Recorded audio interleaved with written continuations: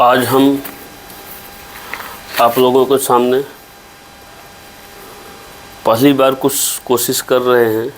आशा करते हैं कि आप लोग मुझे ऐसे ही प्रोत्साहित करिएगा कि कुछ न कुछ आप लोगों को मैं अपने मुख के द्वारा कुछ आप लोगों के समक्ष प्रस्तुत करूं। तो मेरा पहला दिन है, कोई गलती या त्रुटि हो तो उसके लिए आप लोगों से मैं क्षमा प्रार्थी हूँ, माफ़ करिएगा।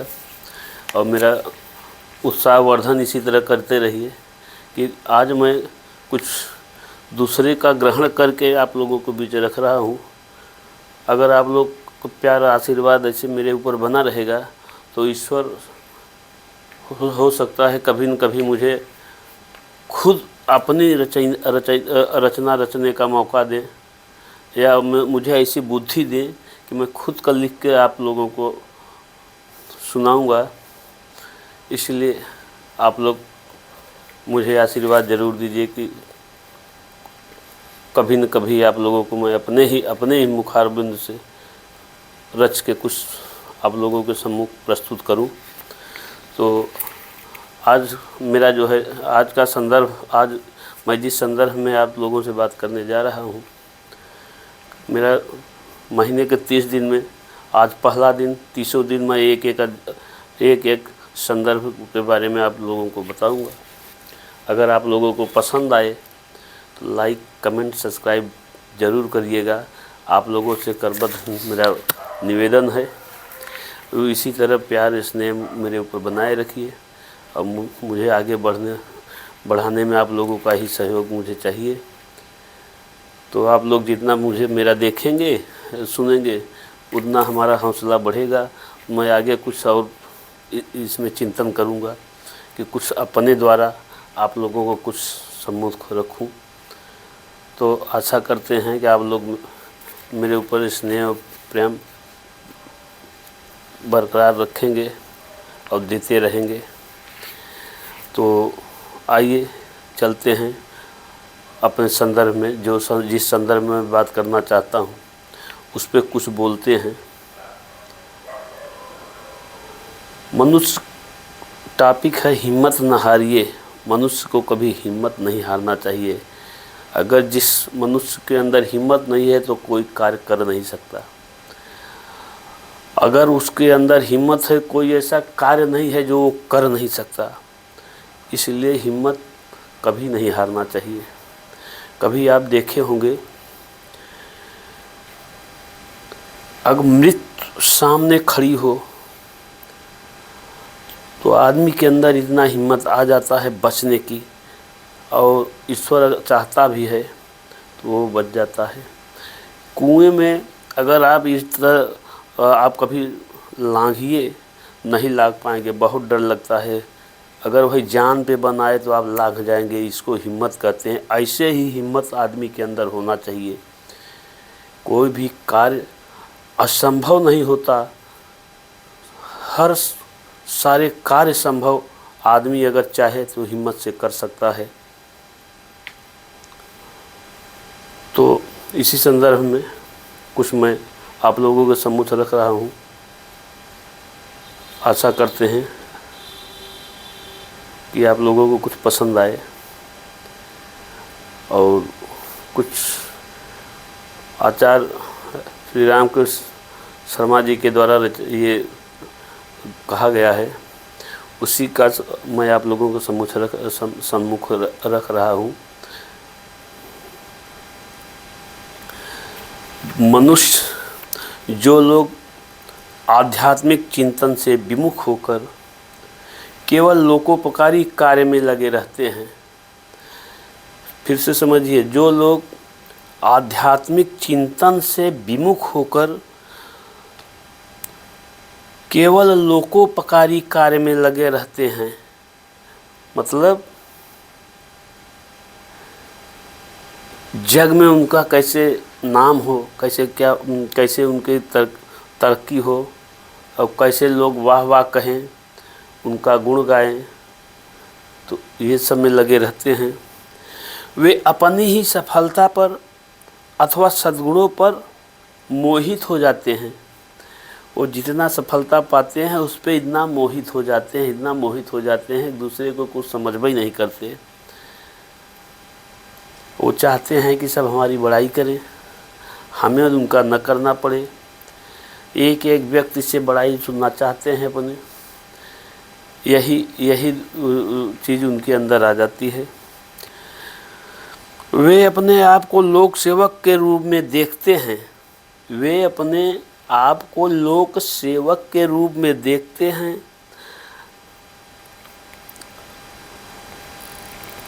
ऐसी अवस्था में वे आशा करते हैं कि सब लोग उनके कार्यों की प्रशंसा करें। जो भी कार्य व्यक्ति करता है वो सोचता है कि हमारे कार्यों की प्रशंसा सारे लोग करें। अब बताइए क्यों करें? अच्छा कार्य की प्रशंसा तो अपने आप सब करते हैं। अगर वो आदमी बुरा काम भी करेगा तो भी सोचता है कि मेरे कार्य की लोग प्रशंसा करें। ऐसी स्थिति आती है ऐसे लोगों में।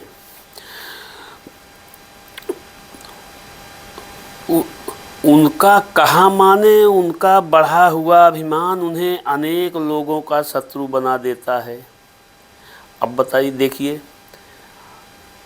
उनका अभिमान तो बढ़ ही जाता है। उस समय जब उनके पास धन ज़्यादा आ जाता है तो करते क्या हैं, 4 पहिया खरीद लिए, गन रिवाल्वर वगैरह लाइसेंस करा लिए, गनर भी रख लिए, जबकि किसी की आवश्यकता उनको नहीं है, लेकिन वो दिखाने के लिए ये सब कर लिए। तो अगला आदमी क्या सोचेगा? अब देखिए, इनको किसी से लड़ने की ज़रूरत नहीं है, लेकिन ये खुद दुश्मन बना रहे हैं लोगों को। दूसरे के अंदर जलन भावना, कैसे इसको गिराएं, तमाम चीज़ ये खुद पैदा करवा रहे हैं। ऐसी स्थिति होती है।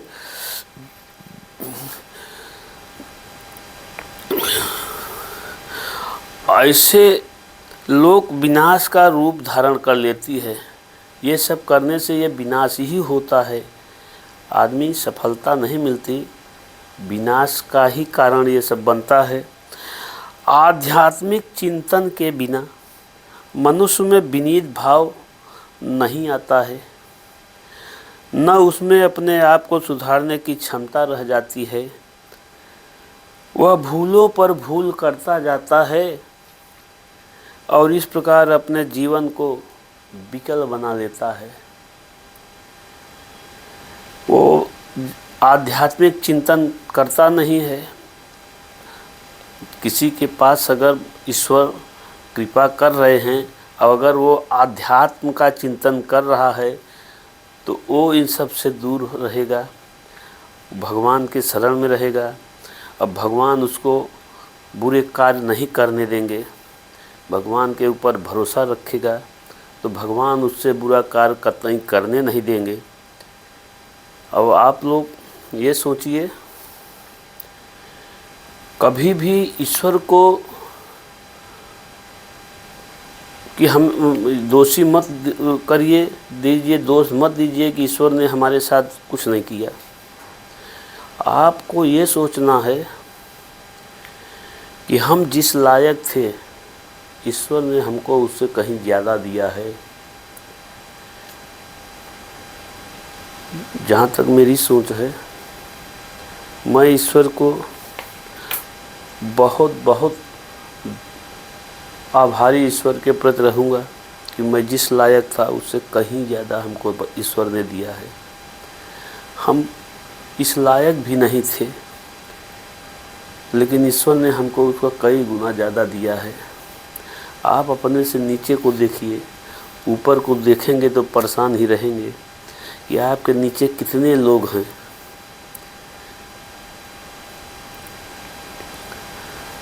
अगर जब आप अपने से नीचे को देखेंगे कि वो किस ढंग से जीते हैं, देखिए ईश्वर उनको कितना दिया है और आपको कितना दिया है, आप हमेशा सुखी रहोगे।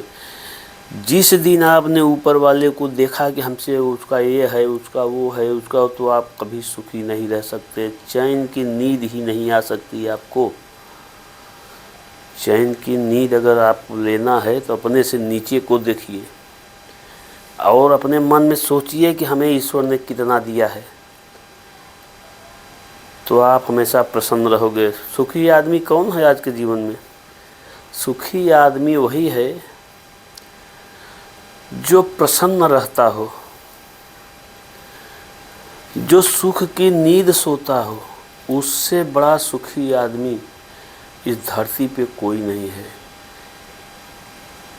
इस दो चीज को जिस भी मनुष्य के अंदर ईश्वर ने दिया है, सबको, ये ईश्वर सबको नहीं, आपको धन दिया, मनुष्य को ईश्वर ने धन दिया, लेकिन उसको नींद नहीं देते, वो खुशी कभी नहीं दिख सकता। अगर खुशी वो दिख रहा है तो ऊपर से खुश है, अंदर से खुश कभी नहीं रह सकता। एक पैसा वाला है, वो सोचता है कि कितना धन बढ़ता जाए, मेरा धन से धन बढ़ता जाए, मेरा धन से धन बढ़ता जाए। ये सुख नहीं है, ये तृष्णा है, माया के पीछे भाग रहा है वो।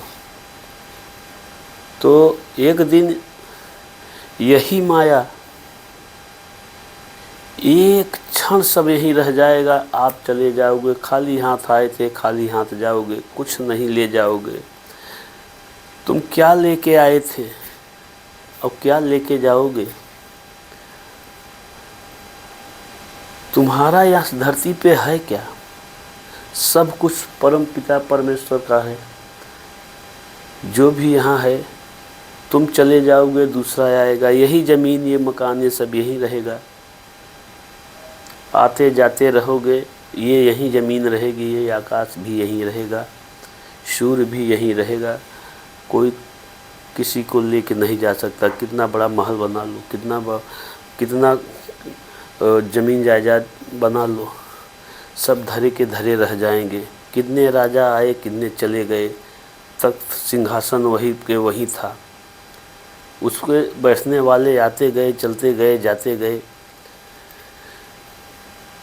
तो मनुष्य को आध्यात्मिक होना चाहिए, आध्यात्म के चिंतन करना चाहिए। जिस दिन से मनुष्य आध्यात्म का चिंतन करने लगेगा, ईश्वर उसको जो है वो खुश रहने लगेगा, सारे लोगों से खुश रहेगा। उसका किसी से द्वेष भावना नहीं रहेगी, किसी से झगड़ा बैर नहीं रहेगा। वो खुश दिखेगा, वो अंदर से खुश, बाहर से खुश भी दिखेगा। और जहाँ कहीं भी मिल गया, सुख की नींद सोएगा, पूरी रात सोएगा। उसको चाहे जिस पे लेटा दो वो सो जाएगा। और कुछ स्थितियाँ लोग ऐसे बना लेते हैं कि उनको डनलप के पलंग पर कहीं बढ़िया जगह अच्छे से जो है उस पर भी नींद नहीं आती, नींद की दवा लेनी पड़ती है। तो ऐसी स्थिति लोगों की आ जाती है। तो ये स्थिति मत आने दीजिए। और ये स्थिति तभी नहीं आएगी जब आप आध्यात्मिक चिंतन करोगे, ईश्वर के प्रति समर्पित रहो। दिखावापन मत करो।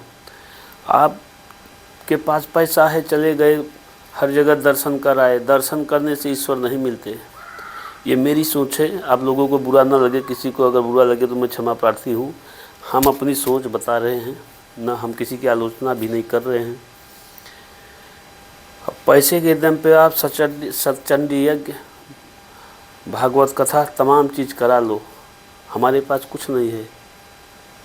हम दिखावापन नहीं करते। हम सिर्फ सीधा ईश्वर से डायरेक्ट संपर्क करिए। कलयुग में कहा गया है कि भगवान का सिर्फ नाम लेने से ही आदमी को मोक्ष मिलता है। जब ईश्वर हर जगह विद्यमान है, कहीं भी कण कण में विद्यमान है, आपके अंदर भी हैं, तो ईश्वर को ढूंढने आप विदेश चले जा रहे हैं, किस प्रदेश में चले जा रहे हैं, वहाँ चले जा रहे हैं, गंगा जी नहा रहे हैं। हम गंगा जी नहाने का आलोचना नहीं करते, पवित्र माँ हैं वो, तो गंगा माँ हैं, पर उनको पवित्र बनाए रखिए, गंदगी न फैलाएं गंगा मैया में। गंगा माता को एकदम जल को स्वच्छ बनाए रखें। बहुत से लोग उसको पीते हैं, बहुत से लोग उसको घर लाते हैं, रखते हैं, पूजा पाठ में हर जगह गंगा माँ का जल का लगता है। तो इस तरह से हम कह रहे थे आप लोगों को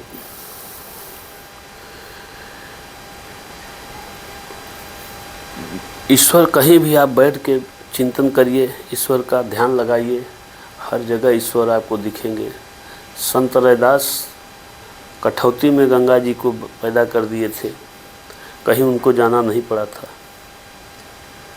तो एक से एक महापुरुष हुए हैं, एक से एक संत हुए हैं, वो आज भी गुफाओं कंदराओं में रहते हैं, वो दिखते नहीं है किसी को। कई सौ साल, कई हजार साल से वो लोग अभी तक हैं। तो आप लोगों को दिखावापन नहीं करना चाहिए। दिखावापन से कुछ ईश्वर मिलने वाले नहीं हैं। ईश्वर क्या पसंद करते हैं? भाव, समर्पण। आपको उनके प्रति क्या भाव है? आपको उनसे किसी धन की आवश्यकता नहीं है, हम ये चढ़ा देंगे, वो मनौती मान लेंगे, ये आप सौदा कर रहे हो। आप किसी के दिया हुआ चीज़ आप उनको दे रहे हो। मेरा मानना है जो ईश्वर ने जिस चीज़ की रचना की है, जो पूरे संसार, पूरे विश्व में ईश्वर का ही है, हम उन्हीं का सामान उन्हीं को दे रहे हैं। तुम अपना क्या दे रहे हो? उनका ही सामान तो तुम उनको दे के चढ़ा रहे हो, लालच दे रहे हो कि मैं आपको ये दे रहा हूँ। आपका क्या है इस धरती पे? क्या लेके खाली हाथ आए थे? हाँ, आपका ये है। ईश्वर ये देखता है आपका मन, लगन, भाव क्या है। ईश्वर भाव का प्रेमी है। आपके धन दौलत से आप ये खर्चा कर दीजिए, वो खर्चा कर दीजिए, वो यज्ञ कराइए, अनुष्ठान कराइए, आप ईश्वर इससे प्रसन्न होने वाले नहीं हैं। आप नोट कर लीजिए, ईश्वर को आपका भाव चाहिए। ये सबसे मूल्यवान चीज़ है।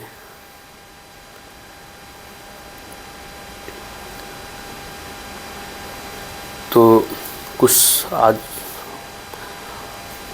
ज़्यादा ही हो गया है। इसी सिलसिले में अब दूसरा अध्याय आप लोगों के समक्ष कल रखेंगे, और आशा करते हैं कि आप लोग हमें प्यार और स्नेह बनाए रखेंगे। हमारी अगर कोई बात आप लोगों को बुरा लगे कि मैं क्षमा प्रार्थी हूँ, माफ़ करिएगा।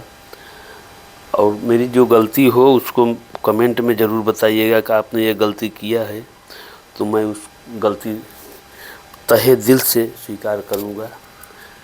इसलिए आप लोग मुझे माफ़ करिएगा, और मुझे आगे बढ़ाने के लिए मुझे सपोर्ट ज़रूर करिए, और हमें सब्सक्राइब, लाइक, कमेंट ज़रूर करिएगा। जय सीताराम, हर हर महादेव, राधे कृष्ण, राधे कृष्ण, जय सिया राम।